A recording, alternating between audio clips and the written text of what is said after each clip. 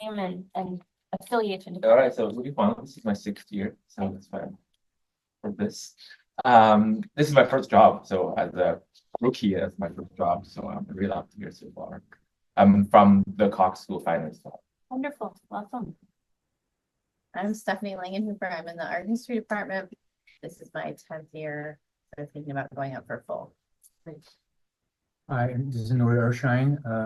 I finished my first day here, but I was at a different institution for 5 years before coming here. Yeah, I'm in the finance department, which really. My name is Zhihao Wu, biology department. I'm an assistant professor. I joined SMU just after the pandemic. So this is the 5th year, I think. Oh, wow. Yeah, please come join. My name is Constantine Plano. I'm the director of the Center for Teaching Excellence and also a senior lecturer in Spanish. I'm Sarah Tucker. I am in, like you, I'm only in my 2nd year here, but I came from another institution. And so I'm planning on going up for 10 years. Thanks. Is your case in right now? No, I had the option of either last year or this year, and for a number of reasons. Okay. I'll be putting in my materials in the spring. Okay, good. So you have 1 more year. Yeah, and then my department votes in the fall. Okay, great. Gotcha. Okay, so next year. Cool. Well, welcome. We are having some technical difficulties with y'all online not being able to see us. So we're going to use our vast imaginations to imagine you and welcome you to imagine us as well. We are about. I mean, you should be able to see them. Do you want to see them? Just want to make sure that we gather any. Yeah, I can kind of try to monitor the chat here. Okay, great. Oh, we didn't get a chance to meet you. I'm Ron Cole. I'm from Mechanical Engineering Department.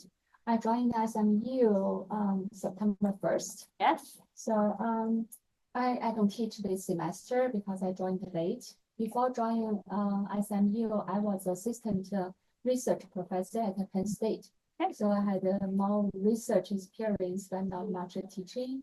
So I'm here to learn. Glad you're here. That's great. Okay, wonderful. Well, this session is focused entirely on showcasing your teaching, whether you're on a tenure line or a non-tenure line. But I think here everyone is on a tenure line, but on there we've got some folks I see who are on a non-tenure line, but we have just recently adopted for all faculty, regardless of title. And so promotion packages are widespread now. Every full-time faculty is interested in how to put this together. So Addie, unless I have a clicker, I will just let you be my clicker. Yes, I'll be your clicker. Let's click away. All right. So we have about 45 minutes for this talk. And I want to make sure we use your time wisely. So because this is getting recorded for people who can't be here, I'll probably talk at you a little bit first so that people watching later don't have to sit through discussion, but then we'll close down me talking at you and open it up for questions if that's okay. So good. All right. Okay. Are we recording? Yes. Okay. So we're going to talk through where you can go to be in the know on these things. We have done a lot of work to make materials more publicly available and accessible to you. We'll talk about resources you have at SMU. There's a vast number of resources here for you if you avail yourself of them. We'll spend some time talking about what counts as evidence of excellence in teaching. We will not talk about what is good teaching because that's discipline specific, it's personality specific. There are lots of variables that go into what is good teaching. We'll talk clearly about what counts as evidence for teaching. Those of you on a tenure line know that we have pretty rigorous parameters within our disciplines about what counts as rigorous research, but teaching is not as rigorously defined in terms of what we look for as evidence that we look for is often on shaky ground. And so we try to look for ways to stabilize that ground. How do you then showcase this evidence is the heart of what you're probably here for. So everything kind of converges to that final question, and then we'll open it up for questions. Good? Cool. Let's go. All right, so our office has this beautiful website. And I'm very proud of it because when I started 4 years ago in this role, it was a set of alphabetized hyperlinks and 3/4 of them were dead hyperlinks. So with some of the Marcom folks, we built this website. All you have to do is Google SMU Faculty Success. This is where you can go to get a lot of policies and procedures and things. You can see up in the far left-hand corner, governance and policies. That is where you will find all the portals for everything. Find portals for the promotion and tenure documents, portals for the non-tenure line promotion guidelines, portals for faculty leave requests, portals.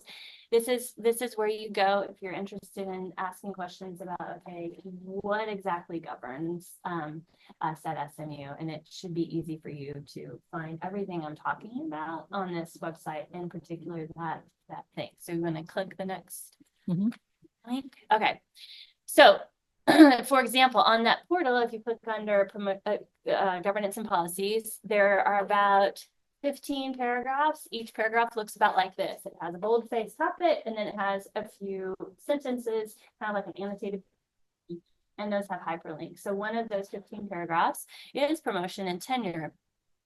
It links you to the actual promotion and tenure guidelines, which are university-wide, have nothing to do necessarily, it's everything to do with your department, but also just so generic, it's at the university level. Your department then also has guidelines. So all of these guidelines are found at two different box folders that everyone has access to. So if you click this one, you will go to this set of guidelines on the left, and these are for promotion and tenure by department. If you're in Dedman College, they have 4 departments that haven't posted theirs yet. We're still waiting on them, they'll get there.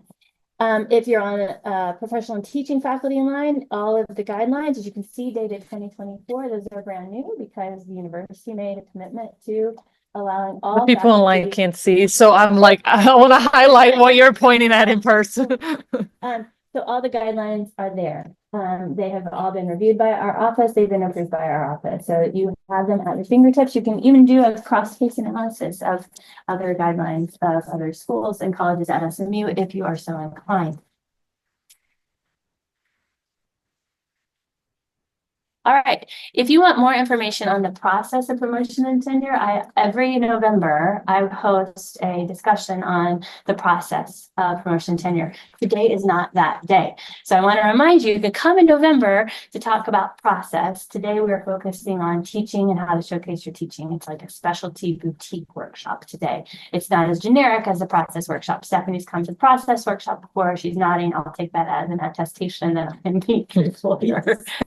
Okay, I just wanted to make sure you're in the right workshop in your head because there is another one in November.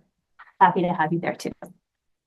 Okay, so resources at SMU that you have, I will tell you the one major change from 28 years ago when I was in the process of getting into the promotion pipeline.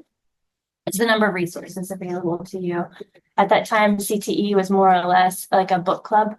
It didn't offer a lot of pedagogical workshops. We had a little house across the street and people would go and drink wine. It was lovely. Don't get me wrong.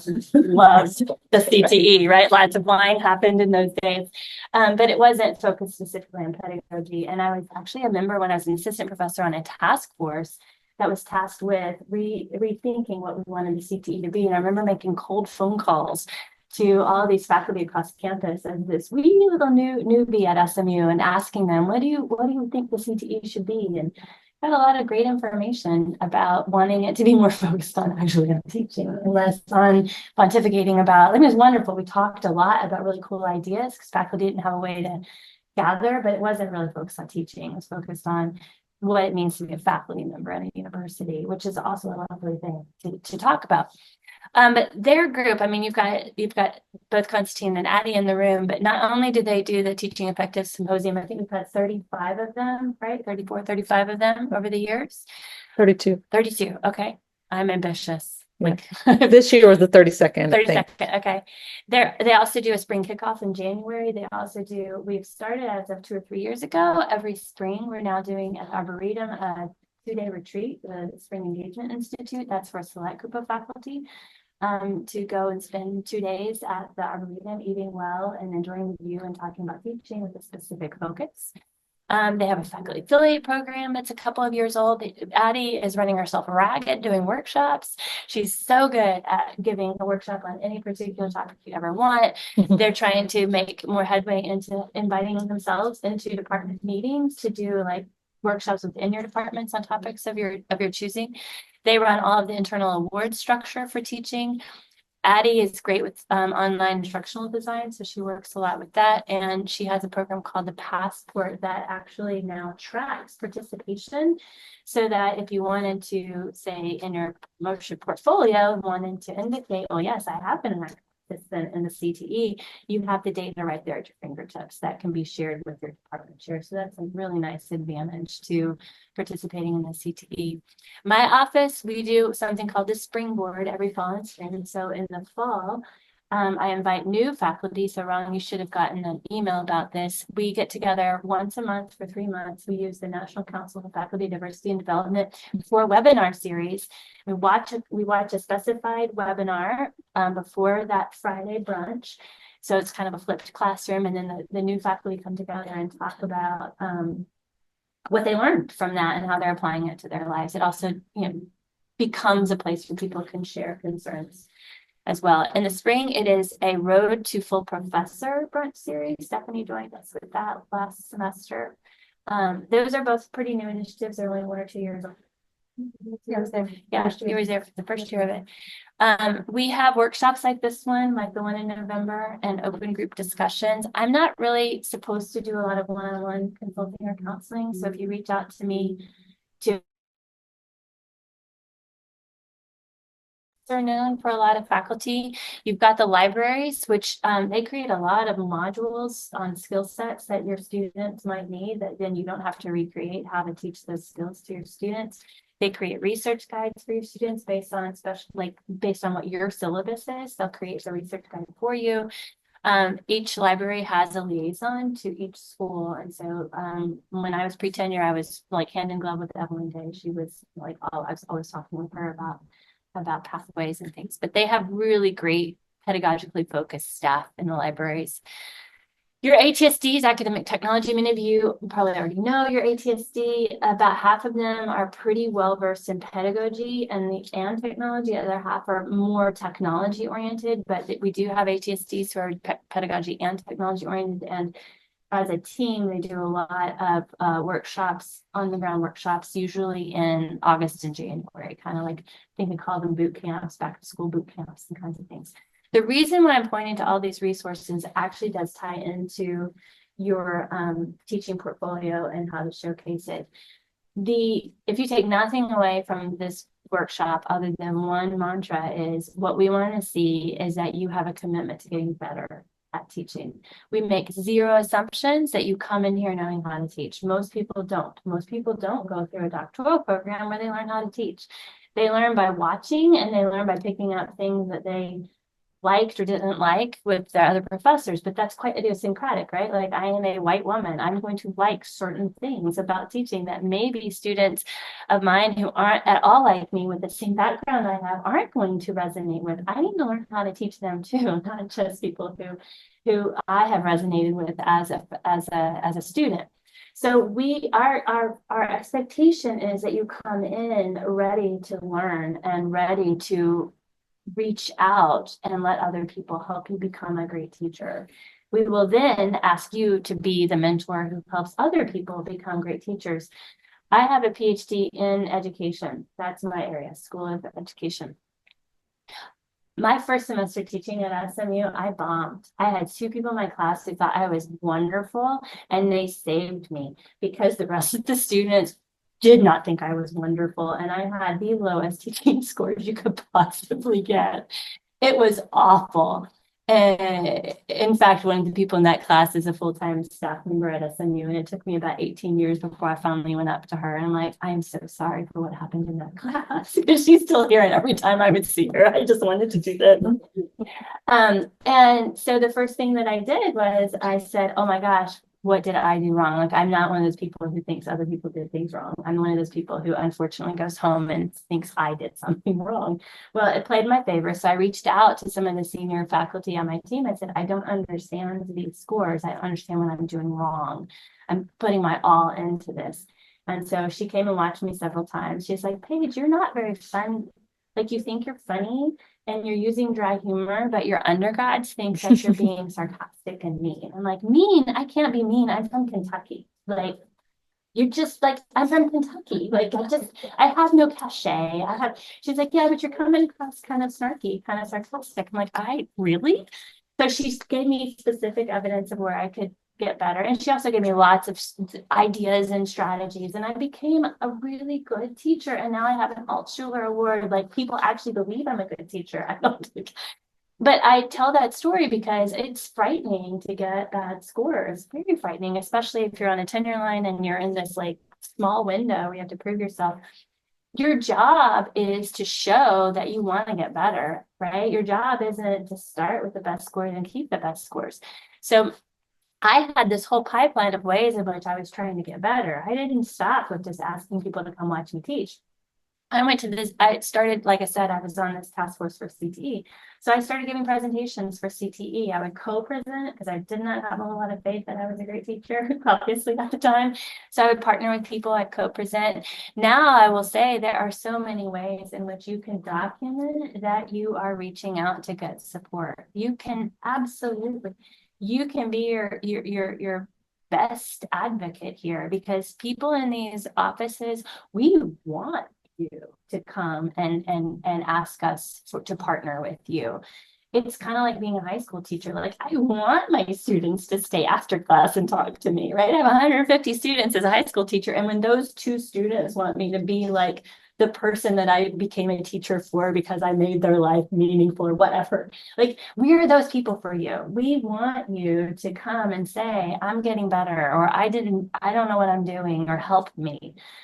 So come, use these resources and then document that you're doing it, because then you're going to use that as evidence when you're showcasing your portfolio. You're going to use that you went and sought these opportunities out, and you're going to be judged more on what you did with your teaching evaluations than what your teaching evaluations actually said. So if you have teaching evaluations, for example, that say disorganized, comes to class late, right? And you've got 5 years of that, that is not going to look good.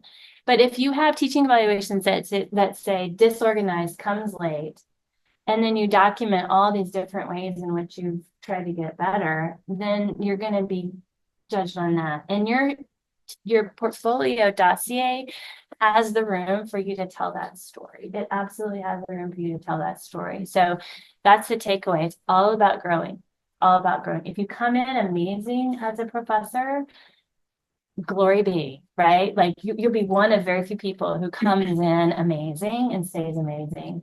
And it may be that you're amazing because you happen to have a cohort of 7 doctoral students. And you've never taught 120 students like Stephanie has. I've never taught 120 students. I think I'll probably bomb again the first time I have to teach 120 students, but I know I will get better. And I know I will learn how to teach 120 students.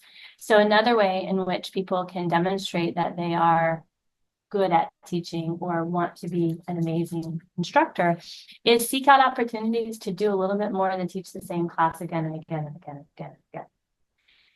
You won't necessarily get dinged badly for only teaching the same class again and again and again and again, and in some cases, you might say that that's good mentorship of the people who are protecting your time, because if you're teaching the same class again and again and again and again, then it's fewer preps for you, more time for your research, right? So you're being protected from having to spend a lot of time on your teaching, and you're allowed to invest that into your research. So in some ways, it's not a bad thing to teach the same class again and again and again and again, but then you better be amazing as a researcher. Right? Because if your time has been that protected from teaching that you're not really putting a whole lot of time into teaching, then your research really better be like way outstanding. So it's kind of like this balance, right? So, but I will tell you that on our end, on the administrative side, and as a mentor of people going through the pipeline, if you ever get feedback that someone says, oh, well, you haven't taught undergrads, or oh, you haven't taught enough, or oh, we've had too many research releases, push back, because your provost and your provost office do not believe that. We believe that your portfolio is to be amazing across research, teaching, and service. And if you are getting a lot of grants that you're not able to teach as much, That's okay. We're cool with that. It's fine. You just need to be really good in the classes you are teaching. And you need, if you have doctoral students, you need to be really good to them. Because we also believe that mentoring doctoral students is an extension of teaching. Like all teaching isn't just in the classroom. It's also how you mentor and build your team. Not everyone has a doc program at SMU, so we're not going to make that a requirement. But we do look at the whole of you as a teacher, not just at these course evaluations in this one class or these 3 classes that you've taught. And if someone, if you've never been asked to teach undergrads, if you've never been asked to teach graduate students, we see that as a failure of like the chair. Like we're not going to say, oh, this person should have taught undergrads. It's not your job to figure out your teaching schedules, right? And we see that pretty clearly. So you teach what you teach because your chair is balancing a lot of things. So if people ever make you feel like, oh dear, I haven't done enough of this kind of teaching, that's when you can like send me a quick email and say I'm confused, because we kind of take the higher view that you guys are in a power dynamic where it's quite difficult to say, well, could I teach this? You don't always get a choice, and we understand that. So do really well with what you have. Next. Okay. So this is going to be a lot of text. I'm not going to read it all at you. I want you just to be aware of this. So in the promotion guidelines for professional teaching faculty, which just came out this summer, every school adopted a set of what counts as evidence. So you are on, many of you all on tenure line, you don't have these documents in your documents, but they're really good documents. So you might just make that your personal go-to for thinking about what counts as teaching evidence. So for people, those of you all who are professional teaching faculty, your portfolios will consist of a teaching statement, course evals, and in-class visitation by peers. This is pretty much the only thing that tenure line faculty have to provide, these 3 components. This is why there's not a whole lot of rigor in what we ask of our tenure line faculty. Yes. Okay. Yeah, and I'll send the slides, or Addie will send the slides too, but you can do both. One thing, if you click the next, one thing I did want to draw your attention to is to reiterate in red, notice that this is all about growth, right? So teaching statement, how you have responded to feedback and course evals across multiple semesters. How you augment and contextualize your evals each term by providing additional triangulating information. Don't just wait for your evals. Get interim feedback, do feedback box, do a mid-semester survey, formative feedback, ask your students how it's going. I'm so old that in the day I had index cards, I called them needs and gots cards. And on one side I said, write what you need to get out of this class that you're not getting out of the class. Don't put your name on it. On the other side, tell me what you got out of the class, what you want me to keep doing. And I would gather the needs and gots cards halfway through the semester, and I would look through them. I forgot the line. I got home to make sure. How we provide those things as the course evaluation report. That's great. So they'll help you set it up in your classes. Feedback box is already in your class, and then they'll have you set up in terms of when you move your materials into an Interfolio, there's a place for you to put all your supplementary materials. So you could add in examples. You wouldn't give them all, no one's gonna read them all, but you could give examples, and just in your teaching statement, in your narrative, you describe how every semester you would use this tool, you would gather feedback mid-semester, and here's what I did with that feedback. And then your evidence that it was working well is that your course evals go up, right? It's almost like, here's your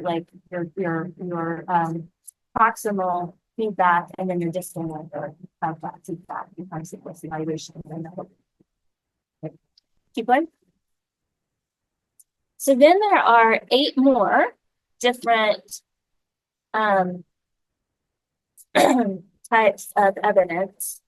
That's weird. Your computer just is not. My computer's sucking. Okay. Sorry. Addie, work on that. So then there are 8 after you do a professional teaching faculty. They can choose from the 8 buckets, or choose 3 that they're going to use to build their dossiers. You are not required, if you are on a tenure line, you're not required. But I would say that's a good portfolio. If you spend 5 or 6 years at a tenure, on your have a statement and evals and classifications, that's weak. It'll still get you tenure. It'll still get you full professor. It's gonna really get bonus to you. I am trying to go for a future over time where we devote more robust attention to what we care about in teaching. So I'm an advocate for things like this. If you have, this is 4 of 8. So we're gonna see the other one. So basically, if you've won some awards at SMU, you're taking excellence, that's pretty cool, right? With the positive. If you want to put together a portfolio of how you have done really cool things, like how you've grown as a teacher, so the portfolio, this goes to your question earlier, how do I showcase it? You might showcase it by having a portfolio where you are using this portfolio document since 2018. Might include them changing your feedback. Might include them. So this is a way that you can tell a larger story with artifacts about your teaching in class time. It's more than just one Word document teaching statement, right? If you're collecting these artifacts over time, then you're going to have a nice little story to tell. And there are lots of digital tools you can use to like showcase that digital portfolio that you're teaching, and Addie can help you with that. There's also, like I said before, CTE is documenting for you your participation in CTE events. Today's would count, for example, as one of your participation in a CTE event, and there are many others that you can do. You could, in your 3rd year, 4th year, you could say, hey, I want to be an affiliate. I want to give some talks for the CTE. You can demonstrate your leadership that way, right? Another way is professional development within your own profession. We have some faculty here who are highly renowned within their profession as being really pedagogically focused. That's super cool. They might not have as much time to participate in the CTE, but they have lots of documentation that they're attending those kinds of conferences within their profession. Maybe they're writing some practitioner articles within their profession, right? One person who comes to mind is Alita Lieberman, who's actually very active in the CTE here, but she's also super known in philosophy in her profession for being an outstanding pedagogue. Next. And remember, you're not doing all 8 of these. You're kind of thinking about which 3 of these I resonate with. Publications related to, this is more for non-tenure line faculty who don't always get release time to do research. So if they are doing research, then that's a way that they're showing they're active and engaged in the profession, and that can contribute towards a teaching portfolio. Some faculty do a whole lot with our students one-on-one. They do a lot of mentoring one-on-one. They go to a lot of student events. They're really actively involved and engaged in learning, right? And people say, well, that doesn't go anywhere. It doesn't get you anything. It gets you everything. Like, that's the world. That's their world. You are their world, right? Like, you're the faculty member and you're spending time with them. So you can accumulate those kinds of experiences that you extend to your students, and that can count as one way to tell your story, right?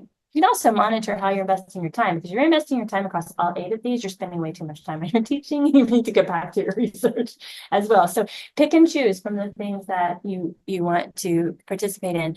Then maybe you're someone who likes to do curricular stuff and wants to participate in the world of assessment. Plenty of opportunities to show a leadership role there, and to participate as a colleague who's interested in curriculum and teaching and assessment as a colleague among peers. And finally, like I mentioned before, if you do have doctoral students or master's students, you can document how you support them as well, whether it's through their awards, they get awards, or you co-author with them, things like that. Next. Sure, please. So if you're non-tenure track, you have to, the first 3 options that you saw, those are mandatory. Then you have to pick 3 more from the second set of 8. There was some confusion. Yes. I was talking to at that Yes. meeting, and some people were like, oh, it's just the first 3. It is the first 3 if you're tenured, right? Or if you're looking for tenure. So if you're on the tenure track, we have never codified at SMU what counts as excellence in teaching, ever. I've been associate provost for a while. I come from a teacher background. It bothers me that people throw their hands up and say, well, we don't know how to measure it. I'm like, seriously, there are a lot of things you can do. So this is 2024 is our first time to actually say, let's just put on paper some of the ways in which people can document their participation and the teaching beyond. Those of you who are ready to go up for promotion in your 6th year, or maybe going forward, do not worry. You do not need to suddenly fabricate all of these things that you might not have been attending to, right? This workshop is not intended to raise your anxiety.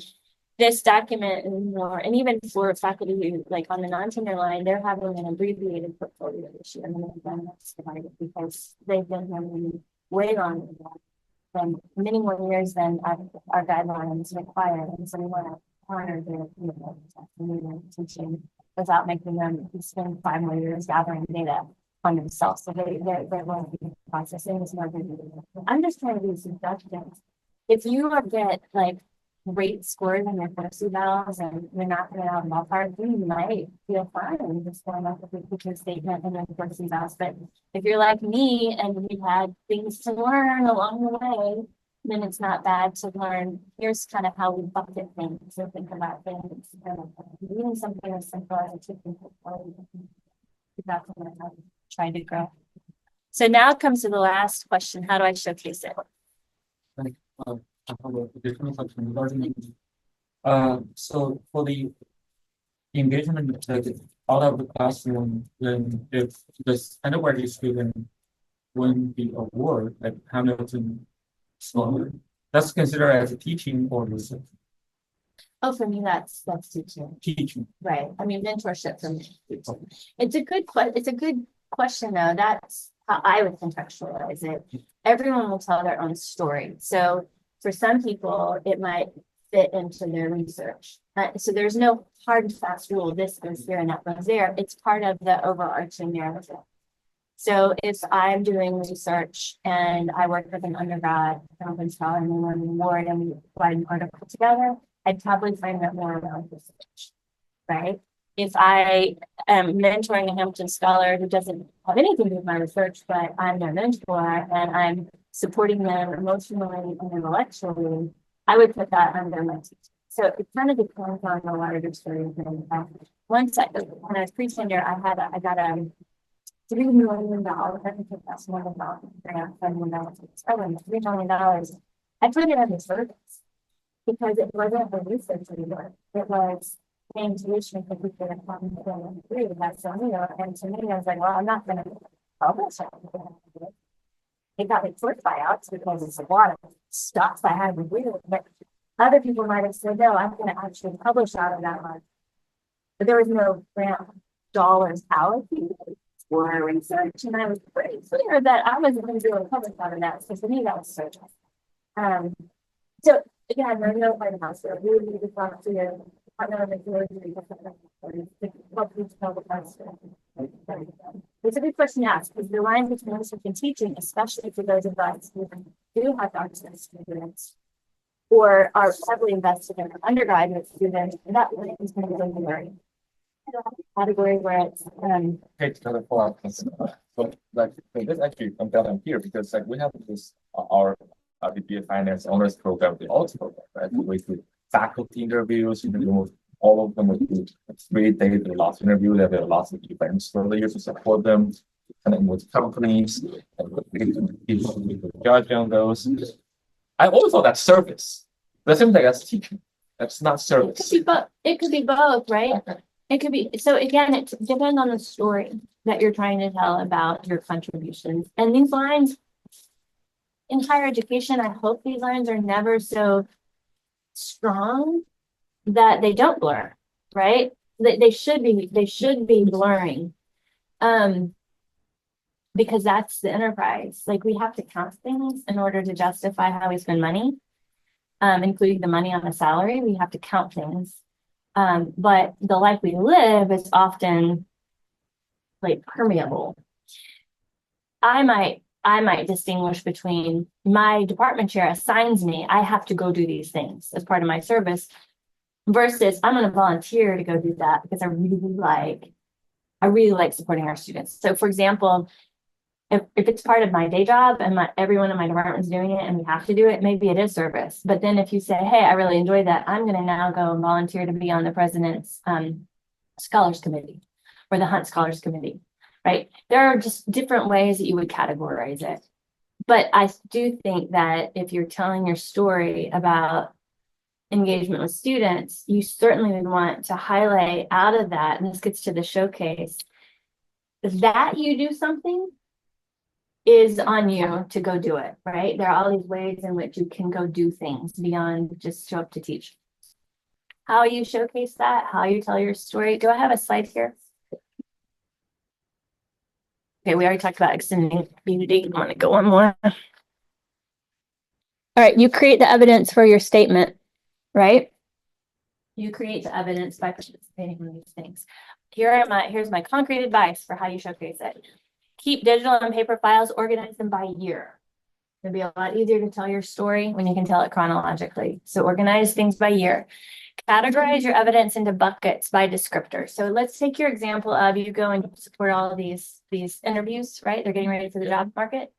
Yeah. Yep. Or for our the selection into our honors program. Okay, great. So then what you might do, let's go with the honors theme. You might say, I'm engaged with our honors students and I support honors programs. Here are the 3 ways in which I do that. So you would want to probably say, I participate in these 3-day events. And then when these students are in my classroom, I gather this formative feedback from them. I learn whether or not how those interviews helped. I fed that information back into my department. We changed our protocols in this way because of the feedback that I had gathered. So what you're trying to do is also, I mean, this is a very elaborate example, but what you're trying to do is show that you're not just showing up and checking a box. You're showing up, you're thinking about that, you're connecting it to how you can get better, how your students get better, and you're telling how then your community of colleagues gets better. That's the best kind of narrative to tell, right? And in order to tell that narrative, you need to do more than 1 or 2 things a year, right? You got to show up, you got to participate, and you got to be actively engaged. Approach teaching, we've talked out the wazoo about teaching as a growth opportunity. Create multiple opportunities for student feedback. So this goes to your question. We have feedback box automatically. You've got lots of surveys that CT can help you get feedback from their students. Course evaluations, use the feedback from course evaluations and apply it to your teaching the next semester, and just document what you're noticing in your evals and what you're changing based on those evals, and document it. That will come through in your teaching statement. It's one of the key genre markers of a teaching statement is how you've used course evals to get better at your teaching. And you would expect negative comments to start to go away over the years. If someone has the same negative comments over 6 years, they probably never looked at their teaching evaluations. But all the people reviewing, you will see your teaching evaluations. In fact, when I went up for full, the person that was in charge didn't realize that they weren't supposed to share all of my teaching evaluations with all the faculty. Every single person in my department got all of my teaching evaluations across my own. Like, oh, great. Fantastic. I feel really naked. Become a peer enthusiast. Request visits from people that come to your class, people that you can trust and you can rely on. I hate the idea of evaluations in teaching. I much prefer that we partner up and give each other feedback.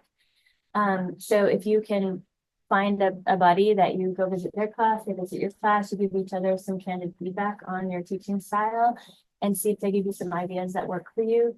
It breaks down some of the nervousness of having someone come along to teach. Also, yeah, I love that. See, we've got these guys already. We already visited each other. Great. I would say fabricating things, we already do that. no, that sounds good. But when you do that, ask people to give you something in writing about what they saw, because, and you might not be doing that, but big fan of document things in writing, document writing, and yeah, document and writing.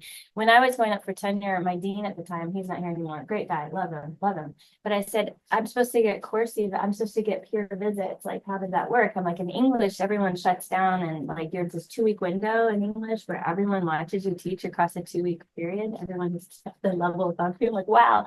He's like, oh no, that's on you. You need to figure that out. I'm like, I need to figure this out. Like, I'm the one who has to get my teaching evaluations here. So I went and told my friends, I'm like, want to come give me a teaching letter? That's not very objective. The whole point is to be objective. But that's what I was left with. So I had peer evaluations that were from my friends. Not a great infrastructure, not a great system, but also one that if you don't have control over it, then you go and get your teaching evaluations done. Addie comes and does teaching visits in the classroom as well. So you can ask Addie to come and then participate in these on-campus offerings that I showed you before across those different places. Yeah. About student feedback, can we email students right now? Like from previous semester, can you send me a review of my teaching or? Great question. No. You cannot. The department does that on your behalf. So the goal is to get objective feedback. And so in our department now, we ask our professors, are there any students who we should not email? So we do give some control to the professor. You might have had a student who just for whatever reason, it did not go well, and maybe that student would have something really negative to say. So we do, in our department, we give a little bit of anxiety control back to the professors to say, is there anyone that we should not reach out to? But in general, departments are supposed to do a mass outreach to students, former students, and gather feedback from former students. I should put that in the, but that's outside of your control. That's what the department does on your behalf. Now, students over the years might send you compliments and emails, save those.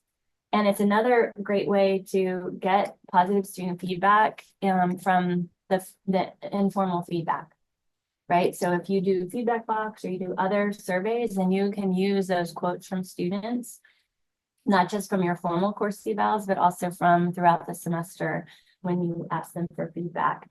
I think it's important to remember that students get really stressed and busy at the end of the term, and there's no incentive for them to fill out their course evaluations. So we often get really low response rates on course evaluations, but if you're getting feedback across the semester, they're less stressed, they're more likely to want to say something because they think you're actually going to look at it. At the end of the term, they're like, I'm out of here. It's not going to change anything for me. But when they feel like they have volition, they're more likely to write things. And then you can talk about how you read their feedback and responded to their feedback in real time. And then they're more likely to give you feedback at the end of the term because they appreciate that you were responding to them throughout the term. So second takeaway from this, get feedback as you go from your students. Don't just wait for the end of term evaluations. I do a paper version midterm evaluation. So ask my student to fill in. So, but how should I scan them? It's a lot. Your readers aren't going to read them all, so you don't need to scan them. But what you can do is you could pull out examples, salient examples from those, good and bad, right? Like it doesn't help just to say I'm so great, I'm so great. Again, it really helps to say I'm learning how to reach all my students, not just the ones who naturally gravitate towards my teaching style, but all my students. And yeah. In terms of the eval at the end of the semester, you said response rate could be low, which I think is an issue across the board. What's the sort of the rule of thumb? What's considered low versus good versus great? 100% is great. I don't think anybody gets 100% response rate. Maybe some do, but in terms of response rate, yeah. Addie handles all course evaluations now. I would say we like to see over 50%. Yeah, over 56 is considered statistically something. It's gotta be a lot different though if you have a 150-person class or an 8-person class, Right. like. Yeah, but if you have 150 and only got 8 responses, that's a big red flag, right? Okay, Like yeah. if you got 150 and you got like 50 responses, it might be good. Like it'll be significant enough. If you have 8 students, and then I mean, it'd be nice if you get like 3, 4. Better be 100%. Yeah, if you allocate time in class sometimes for them to do it, it is more likely they get a better number. So some people have different techniques, like they say, like if I see that there's 100% response to my evaluations, I'll give 1 extra point for everybody in the final grade. You know, like that's kind of I've seen this before. And then they come back, like it has to be like 100% response. So if the whole class submits it, the whole class get that extra point. Like Paige said, that there's no other incentive, you know, so. But it's okay to do that, like, I mean, you can do whatever you want with your class, but you know. I will say that the jury is out on, we need to revisit the question of how to incentivize. Yeah. Right. We've had some concerns about giving points for course evals, so I'm not sure I would endorse it. I know it's practice that people it has do. been practiced. It has been done. Yeah, it has been done. I think your idea of class time, allocating for class sure. time is great, because then they are there in class, and you could even do it at the beginning of the class where you step out back in the day when we had the manila folders and handwritten, we would step out, leave the room, people would fill them out, and then a student would take it to the designated location, right? So you can try.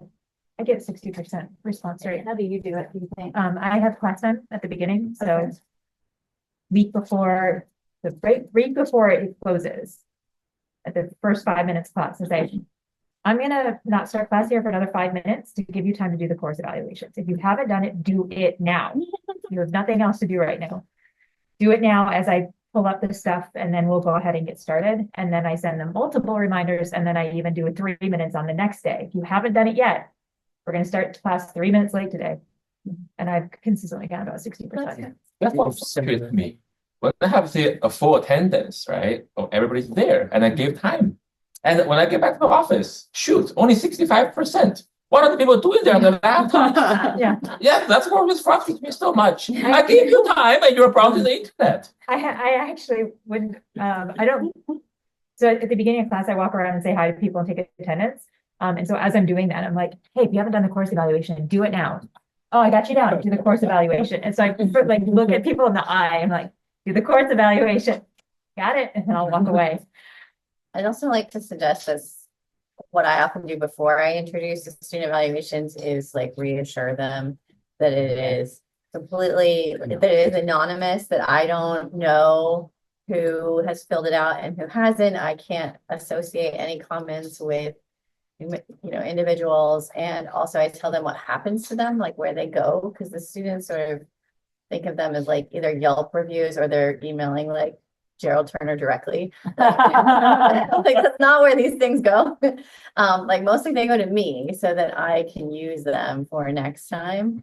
And that helps sometimes, but I still have had students who are like very paranoid, who are like I even have like some graduate students who won't fill out evaluations because they're like, nope, absolutely not. Somebody can find that and associate it with me, and I just want nothing to do with my opinions about a course or about a professor. Like that's just too potentially damaging regardless of what I say. So I think some students really are kind of worried in our digital age. Yeah. Especially in small classrooms, right? It's hard to make negative comments. But we don't get the feedback unless at least 5 students have filled it out. At least 3. 3. So like that, I always tell them that like, I won't even get it unless enough of you fill it out so that it could be relatively anonymous. Yeah, I think maybe you could be a little reassured that your 65% is actually good. I mean, I teach 210 students every year, so I think I get more than 60% every year. So That's great. the number is big, but statistically they are meaningful. Yeah. Exactly. So I think that was my last slide, but let's just double check. So all of this, yeah, 3 things to do. So in your dossier, you will have, everyone has a teaching statement, everyone has course evals, and then everyone has some letters from peer reviewers. If your department does not require a lot of peer review, and if you are early on the line, I would suggest you try to get 2 letters a year. Like do what your department should be doing. Try to get people and offer to go to their classes, because you can also talk about how you go to other people's classes and offer to write them a letter. Your peers can be anyone. They can be faculty on the professional teaching line. It can be Addie. It can be other people at rank, people above rank. If they want people above your rank to come and watch you, they can organize that. But you can show this commitment to getting better by inviting people into your classes and getting documentation of that. So those are the 3 required components, and then everyone else on the professional track, there are those 3 out of 8, which you compile as you go. I would highly recommend that you think about how you can also tell your story. Interfolio is a system we use for inputting your promotion materials. There are ways to add supplementary materials, so you can add those into your dossier, as part of exemplifying what you do. But in the end of the day, the actual stuff that showcase is more what you're pointing to, where you've spent your time and how you've grown and how you've labeled that growth and how you've documented evidence of that growth. So this semester, mark your calendar for 2 more CTE events. There's a lot of them going on. Request a classroom visit from someone or from CTE and visit someone. Those are the 3 things you should do this semester. For instance, in our department, we have to submit our package by the end of this month, I guess. Yeah. Can we say these 3 items? I mark myself for 2 more CTE events. I request. And I can cite the events, like, I can mark, and request it and visit it now. Please sign up for more. Yeah, Yeah, yeah, I can do 2, 3 more, and 4 more CTE. go for I it. can sign up for all of them. That's yeah. great. So we will count you as like a new recruit. And we will say, see, this is the wave of the future. Because if you're going up Exactly. for associate, right? Yep. Yeah, okay, you can keep coming because you gotta get up. So you gotta set that bar high. So when you go up for full, you'll be a repeat customer and we'll start leading the workshops. Yeah. If there are cookies, for sure. There will be cookies, and city affiliates also get a small financial incentive. Oh, really? So wow. Talking it's to not finance just guy. attending. Oh, much. $1,000. I'm excited right now. Workshops they present for the semester. So once a month, 1 workshop per month, and you get $1,000 on a topic of your pedagogical topic of your choice. And you know, The goal is that, we chose a profession where we're always learning about our field and contributing new ideas.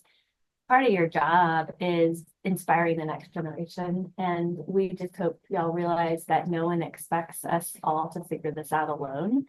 So the more we think about teaching as part of a cultural thing that we do in higher ed, the better. And so for so long, it's been this isolated thing that you do and get evaluated on. And we're trying to shift that into to participate in this extended community. You are alone in that classroom eventually, but you have the shoulders of those around you to lean on when things are going south, right? And when things are going well, the excitement of wanting to share that and wanting to pass that on to those around you. So take it from someone who bombed and got better. And now I'm petrified to go back to class. Administrator for so many years. I don't even know.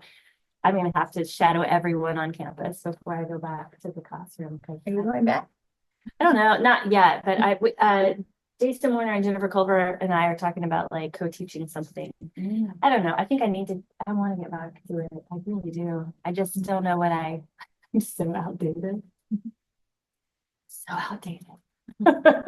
So the classroom visit request can, so for example, I can ask the IB to go to my classroom. That's also considered as the part of the evaluation. Every department has its own standards for how they want to evaluate your teaching.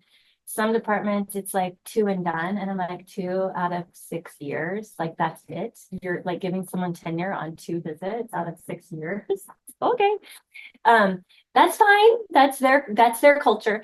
But my sense is that what you can do to augment that, what you can do to show your engagement with getting better is to ask Addie, is to ask peers, right? You can't control what their evaluations are, but you can control your investment in learning how to do this thing we call teaching in higher education. Like it doesn't have to just be such a high stakes letter.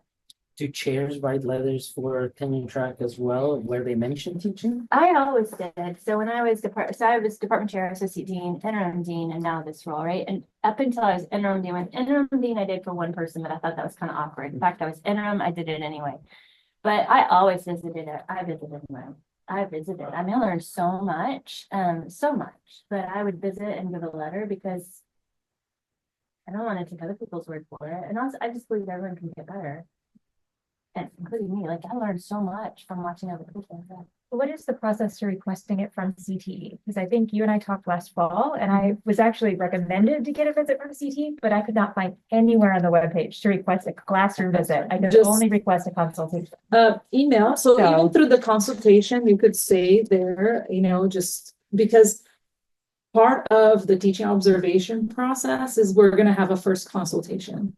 Right? Like before I go visit your class, I'm going to meet with you to learn a little more about your class. And it's a very short meeting, but I want to hear more about it, just about the context of the sessions that I'm going to be visiting.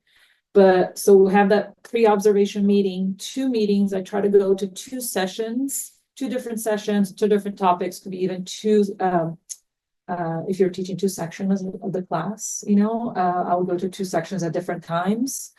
And then we'll do a post-observation kind of debrief meeting, where then I'll share with you the things that you're doing well, so you continue doing them, and then some suggestions and improvement.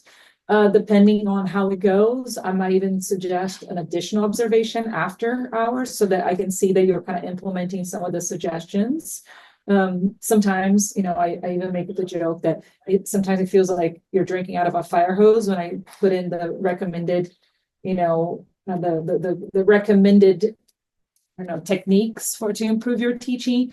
But I also say that I want you to try to implement them as you feel that is manageable to you, that you feel that you can do it. Some of the things that I suggest are things that you can't do in the middle of the term, right? Like some of the things that is like, oh, I'm not seeing engagement with my students. And I'm like, I look at your assessment strategy. There's nothing in the assessment strategy that kind of would support you wanting that engagement with the students in class. So I might suggest kind of, reevaluating how you are,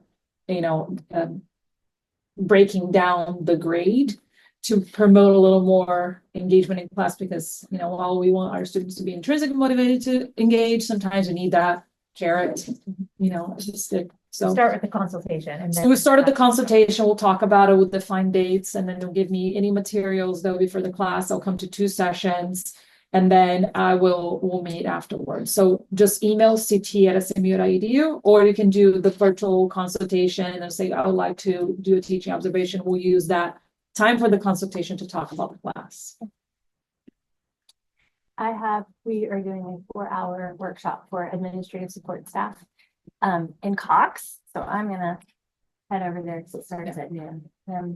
Usually I would like to stay and linger, but today I'm gonna have to shoot out. And the other thing to share with your departments, one of the things I've recently done with the Meadows School is, if you are also interested in doing peer teaching with your peers, I can set up something with your department or any other peers that you're interested in working with, and do a little workshop on what to look for as you're doing the observations. And I can provide you some resources like a peer teaching evaluation kind of document that you can use, and a report document, just ideas, and also information about the pre-observation discussion. I can give those documents to you so you can have a more informed, teaching observation.